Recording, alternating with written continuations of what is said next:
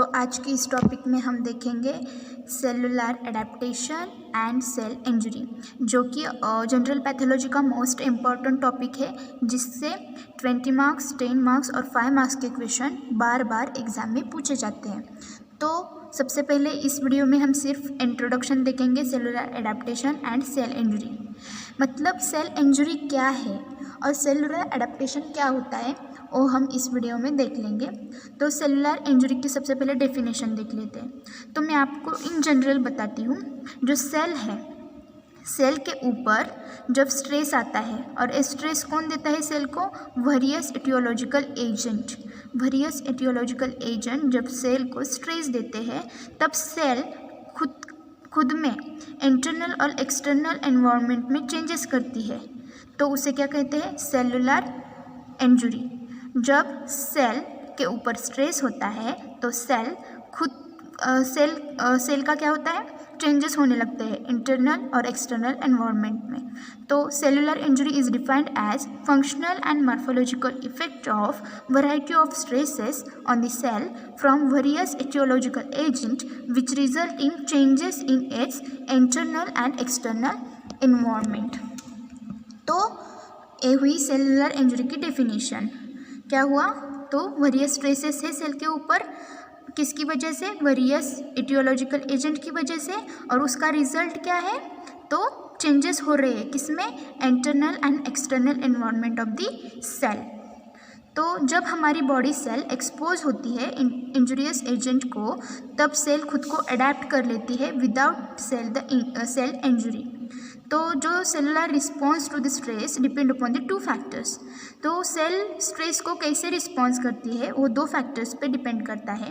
पहला है host factor और दूसरा है factors pertaining the injurious agent. Host factor क्या है? तो खुद सेल का टाइप कौन सा है और न्यूट्रिशनल स्टेटस कैसा है।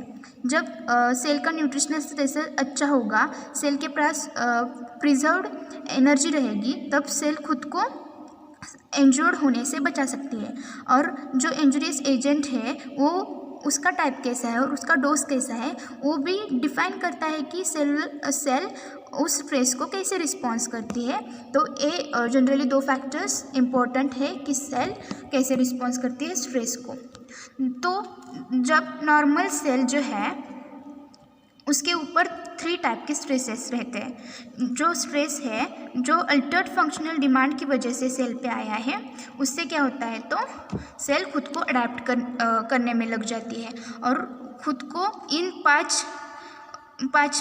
5 सिचुएशन में डाल के खुद को क्या करती है? सेल अडेप्ट कर लेती है। Atrophy, hypertrophy, hyperplasia, metaplasia and dysplasia. तो हम अगले वीडियोस में ये इन डिटेल देख लेंगे। तो जब अल्टर फंक्शनल डिमांड की वजह से सेल पे जो स्ट्रेस है, उसके वजह से जो सेल पे स्ट्रेस आया है, तो सेल क्या कर लेती है? खुद को अडेप्ट कर लेती है। और जब हम ये स्ट्रेस रिमूव करते हैं तब सेल खुद को रिस्टोर करती है। और जब स्ट्रेस माइल्ड, ट्रांजिशेंट और स्ट्रेस जब माइल्ड और ट्रांजिशेंट रहेगा तो रिवर्सिबल सेल इंजरी होएगी और सेल खुद को रिस्टोर करने में काबिल होती है इस स्ट्रेस में, माइल्ड, ट्रांजिशेंट और जो स्ट्रेस है उसमें। तो रिवर्सिबल सेल इंजरी में हम 3 पॉइंट देखेंगे: degeneration, subcellular alteration and intracellular accumulation. और जब हम यह स्ट्रेस रिमूव करेंगे तो उससे सेल क्या होएगी? रिस्टोर होएगी। और सीवियर परसिस्टेंट स्ट्रेस होगा तब इरिवर्सिबल सेल इंजरी होगी। और इरिवर्स सेल इंजरी जब ज़्यादा देर के लिए रहेगी तब सेल की डेथ होती है और नेक्रोसिस और अपोप्टोसिस होती है। तो आगे हम देखेंगे कि सेल खुद को कैसे सेल इंजरी होने के वेरियस कॉजेज देखेंगे।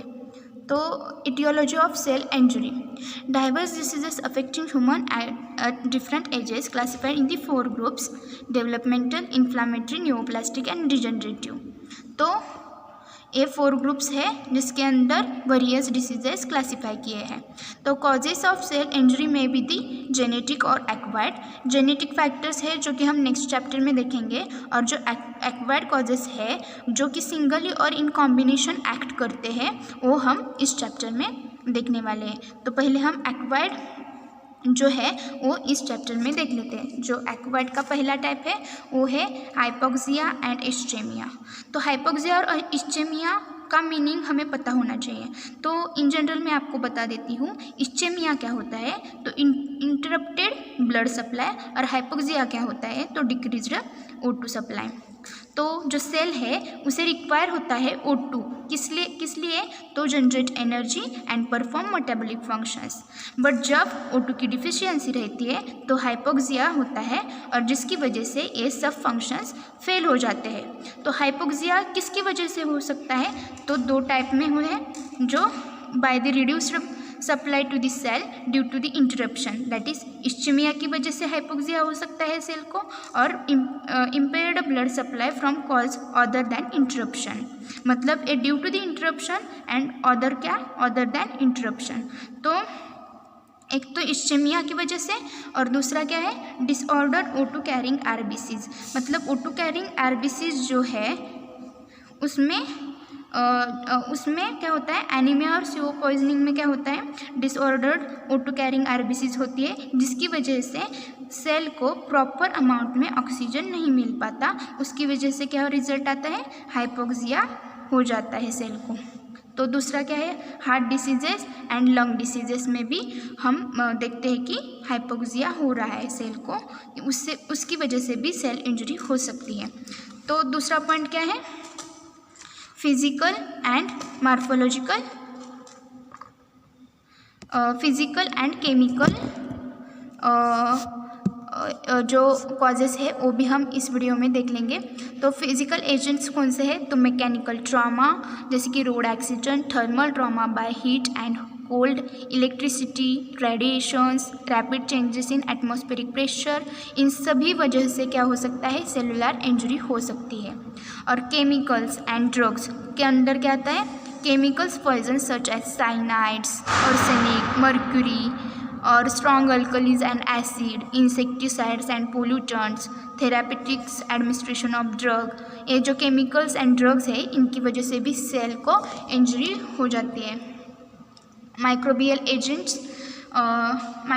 एजेंट्स के अंदर जो वायरसेस है, बैक्टीरिया है, फंगाई है, प्रोटोजुआ है, मेटाजुआ, अदर पैरासाइट, इनकी वजह से सेल को इंजरी होती है, वो माइक्रोबियल एजेंट अंडर आते हैं। तो इम्यूनोलॉजिकल कॉज, जो हमारी इम्यूनिटी है वो डबल एजेड स्वॉर्ड है। डबल एजेड स्वॉर्ड का मतलब क्या है, तो एक साइड से वो हमें प्रोटेक्ट भी करती है और दूसरी साइड को हमको सेल इंजरी भी देती है। तो it protects against the injurious agents but it may also turn lethal to the cause to the cell injury. मतलब जो हमारी इम्यूनिटी है वो प्रोटेक्ट भी करती है और क्या करती है, सेल इंजरी भी करती है। Like example hypersensitivity reactions, anaphylactic reactions, any autoimmune diseases. और अब आगे न्यूट्रिशनल डिरेजमेंट्स। न्यूट्रिशनल डिरेजमेंट में क्या है, तो एक तो न्यूट्रिशनल डिफिशियंसी होगी और न्यूट्रिशनल एक्सेस होगा। जब न्यूट्रिशनल डिफिशियंसी होगी मतलब स्टारवेशन, मतलब ओवरऑल डिफिशियंसी ऑफ न्यूट्रिएंट्स, तब सेल इंजर्ड होगी। जब प्रोटीन और कैलोरी डिक्रीज होंगे तब हम देखते हैं कि मरासमस और क्वेशोर जैसे प्रोटीन एनर्जी माल न्यूट्रिशन के सिंड्रोम हमें दिखाई देते हैं। और डिक्रीज मिनरल्स मतलब एनीमिया हो जाता है, इनमें सेलुलर इंजरी दिखाई देती है।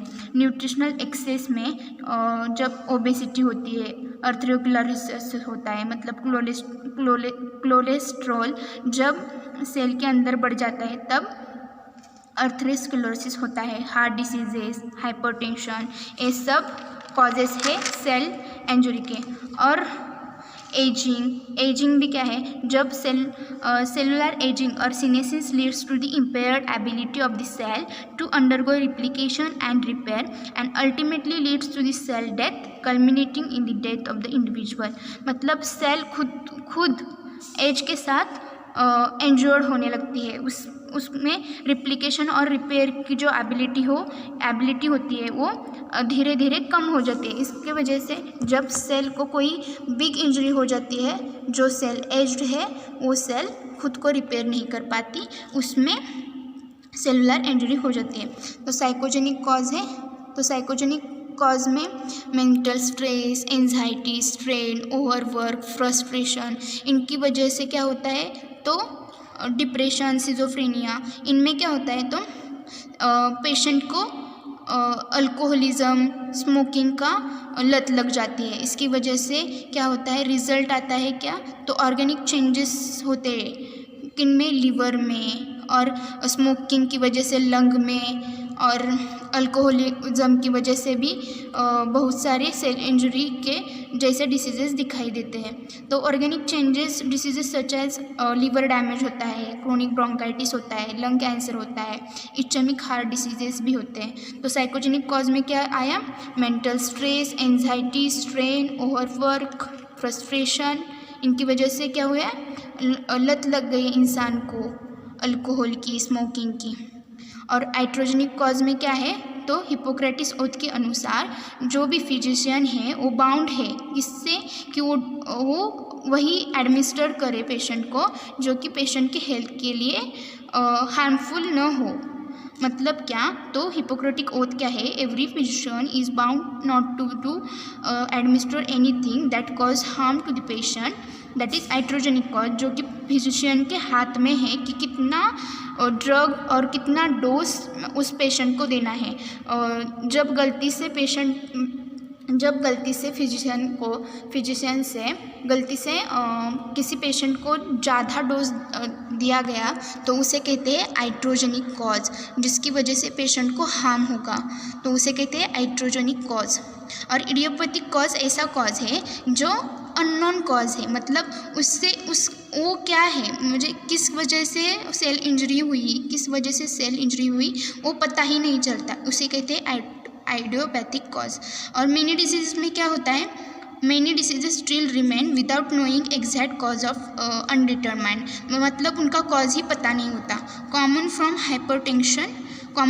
ऑफ हाइपरटेंशन, 90% लोगों में जो हाइपरटेंशन होता है वो आइडियोपैथिक होता है, मतलब उसका कॉज ही पता नहीं होता कि किस वजह से हाइपरटेंशन हुआ है, तो ये हुआ idiopathic hypertension. Exact aetiology of cancers is still incompletely unknown, मतलब कई कैंसर्स का भी जो कॉज है वो अभी तक पता नहीं चला। तो आगे हम देखेंगे सेलुलर एडेप्टेशन। तो सेलुलर एडेप्टेशन जो है वो क्या है, हम आगे देख लेते हैं। तो cellular adaptation is the adjustment by cell in response to stress. Cellular adaptation क्या है, adjustment by cell in response to the stress which may be for physiologic need, मतलब फिजियोलॉजिकल एडेप्टेशन होगा, और in response to non lethal pathologic injury, मतलब pathological adaptation होगा। Cellular adaptation दो type का है, एक पैथोलॉजिकल और एक फिजियोलॉजिकल, जो कि एडजस्टमेंट है by the cell to response the stresses. Okay, और हमने देखा था एडेप्टेशन में 5 पॉइंट्स, कौन से, एट्रोपी, हाइपरट्रोपी, हाइपरप्लासिया, मेटाप्लासिया, डिस्प्लासिया। तो जब साइज इंक्रीज होगी तो उसे कहते हैं हाइपरट्रॉफी, और डिक्रीज होगी उसे कहते हैं एट्रोपी। और ट्रॉपी का मतलब क्या होता है, तो नरिशमेंट, और नंबर ऑफ सेल्स जब इंक्रीज होते हैं उसे कहते हैं हाइपरप्लासिया। और प्लासिया का मतलब क्या है, growth of the new sales, मतलब जब ये नॉर्मल सेल है उसकी जब साइज डिक्रीज होगी उसे कहते हैं एट्रोपी, और सेल इंक्रीज होगी उसे कहते हैं हाइपरट्रोपी। और ये सेल है वो जब डिवाइड होगी 2-3 में उसे कहते हैं हाइपरप्लासिया। ओके, उसे कहते हैं हाइपरप्लासिया। और changing the pathway of phenotypic differentiation of the cell, मतलब सेल क्या करती है, खुद का फिनोटाइप ही चेंज करती है। फिनोटाइप मतलब क्या, एक्सटर्नल अपीयरेंस ही चेंज करती है, उसे क्या कहते हैं, उसके अंडर दो एडेप्टेशन आते हैं, एक मेटाप्लेसिया और एक दूसरा डिस्प्लासिया। तो मेटाप्लेसिया क्या है? मेटा मतलब ट्रांसफॉर्मेशन एंड डिस्प्लासिया मतलब बैड डेवलपमेंट। तो सेल अडेप्ट होने के लिए क्या करती है? खुद का फिनोटाइप चेंज कर लेती है, मतलब changing of the pathway of phenotypic differentiation of the cell. तो सेल क्या करती थी? मेटाप्लेसिया और डिस्प्लासिया कर लेती है। तो ए नॉर्मल सेल है, उसकी साइज़ बढ़ गई, उसे हाइपरट्रॉफी, उसके नंबर्स बढ़ गए, उसे हाइपरप्लेसिया, उसकी साइज़ डिक्रीज हुई तो उसे एट्रोपी, और सेल खुद का फिनोटाइप चेंज कर लेती है, मतलब ट्रांसफॉर्म कर लेती है, एक से दूसरी बन जाती है, उसे मेटाप्लेसिया कहते हैं।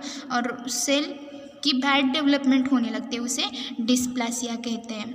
तो आगे हम atrophy, hypertrophy, hyperplasia, metaplasia and dysplasia in detail देखेंगे, जो कि 5 मार्क्स के शॉर्ट नोट्स है। तो हमने अब तक क्या क्या देखा? तो सेलुलर एडेप्टेशन और सेलुलर इंजरी क्या है, सेलुलर इंजरी की definitions. Cellular injury is the functional and morphological effects of variety of stresses on the cell from various etiological agent which result in the changes in its internal and external environment। ये हमने देखा। Normal cell पे जो stresses होते हैं 3 type के, मतलब जो अल्टर्ड फंक्शनल डिमांड की वजह से है, तब सेल क्या कर लेती है? खुद को अडेप्ट कर लेती है। 5 जो हमने देखे, एट्रोपी, हाइपरट्रोफी, हाइपरप्लासिया, मेटाप्लेसिया एंड डिस्प्लासिया। और जब हम स्ट्रेस रिमूव करते हैं तो सेल खुद को रिस्टोर कर लेती है। और जब स्ट्रेस माइल्ड और ट्रांजिएंट रहेगा तो सेल को इरिवर्सिबल सेल इंजरी हो जाएगी। तो उसके अंडर हम 3 पॉइंट देखेंगे: degeneration, subcellular alteration and intracellular accumulation. उसके अंडर सेल को हम सेल इंजरी देख लेंगे, रिवर्सिबल सेल इंजरी देख लेंगे। और जब स्ट्रेस सीवियर और ट्रांजिएंट रहेगा तो सेल क्या है? इरिवर्सिबल सेल इंजरी होती है और सेल डेथ होती है। और उसके अंदर हम नेक्रोसिस और अपोप्टोसिस देखेंगे। और फिर हमने क्या देखा कि वेरियस जो डिसीजेस है वो क्लासीफाई किए हैं under the 4 groups: developmental, inflammatory, neoplastic and degenerative. फिर हमने देखा कि सेल इंजरी होने के कॉजेस क्या है, तो वो जेनेटिक और एक्वायर्ड है। जेनेटिक हम बाद में देख लेंगे, एक्वायर्ड हम इस टॉपिक में देख लेंगे। तो एक्वायर्ड में हमने पहला क्या देखा था? हाइपोक्सिया और इस्चेमिया। तो हाइपोक्सिया क्या होता है? Decreased O2 supply to the tissue. और हाइपोक्सिया मेनली दो की वजह से होगा। तो पहला क्या है? तो reduced blood supply to the cell due to the interruption, मतलब इस्चेमिया की वजह से हाइपोक्सिया होगा। और दूसरा क्या है? एनीमिया और CO पॉइजनिंग में जब O2 कैरिंग कैपेसिटी ही RBCs की कम होती है, तब जो इंटरप्शन आता है, तब जो हाइपोक्सिया प्रोड्यूस होता है अदर देन इंटरप्शन, उसे कहते हैं impaired blood supply from other cause than interruption. ये हमने हाइपोक्सिया और इस्चेमिया के अंडर देखा। और फिर हमने क्या देखा कि वेरियस अदर कजेस भी देखे, उसमें फिजियोलॉजिकल एजेंट, फिजिकल एजेंट्स में क्या देखा? Mechanical trauma, thermal trauma, electricity, radiation, इनकी वजह से होने वाली इंजरी। फिर केमिकल ड्रग्स के अंदर हमने देखा केमिकल पॉइजन, मतलब जैसे साइनाइड्स, एर्सेनिक, मर्क्यूरी होगा, strong alkalis and acids, insecticide and pollutants, therapeutics and administration of drugs, इनकी वजह से भी सेलुलर इंजरी हो जाती है। माइक्रोब्स के अंदर हमने देखा वायरसेस, बैक्टीरिया वगैरह वगैरह। फिर इम्यूनोलॉजिकल कॉज देखे, फिर न्यूट्रिशनल डिरेंजमेंट देखा, फिर एजिंग देखा, साइकोजेनिक कॉज देखे, हाइड्रोजेनिक कॉज देखे, इडियोपैथिक कॉज देखा। फिर सेलुलर एडाप्टेशन में हाइपरप्लासिया, एट्रोपी, हाइपरट्रोपी, मेटाप्लेसिया, डिस्प्लासिया देखा। तो ये सब हमने सेलुलर एडाप्टेशन में देखा। तो आज की इस वीडियो में हमने सिर्फ इंट्रोडक्शन देखा है कि क्या होती है सेल इंजरी, क्या होती है सेल एडाप्टेशन, उसके कॉजेज़ क्या है। हमने 10 कॉजेज़ देखे। पहला था हाइपोक्सिया और इस्चेमिया, दूसरा physical agents, chemical agents, nutritional status, ageing देखा, आइडियोपैथिक कॉज देखा, हाइड्रोजेनिक कॉज देखा। और फिर हमने सेलुलर एडाप्टेशन भी देखा। तो आज के इस वीडियो में इतना ही। आपको हमारा वीडियो पसंद आया होगा तो please like, share and subscribe my channel and please support my channel. Thank you.